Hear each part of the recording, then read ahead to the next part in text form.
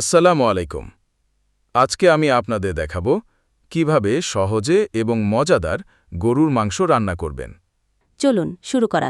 গরুর মাংস কেজি, পেঁয়াজ মাঝারি আকারের 2টা, রসুন আদা বাটা 2 টেবিল চামচ, টমেটো 2টা, দুধের দই 1 কাপ, গরম মশলা 1 চা চামচ, হলুদ গুঁড়ো হাফ চা চামচ, লাল মরিচ গুঁড়ো স্বাদ মতো, ধনে গুঁড়ো 1 চা চামচ, তেল হাফ কাপ, লবণ স্বাদ মতো, জল প্রয়োজন মতো এবং সাজানোর জন্য কাঁচামরিচ। প্রথমে প্যানে তেল গরম করুন।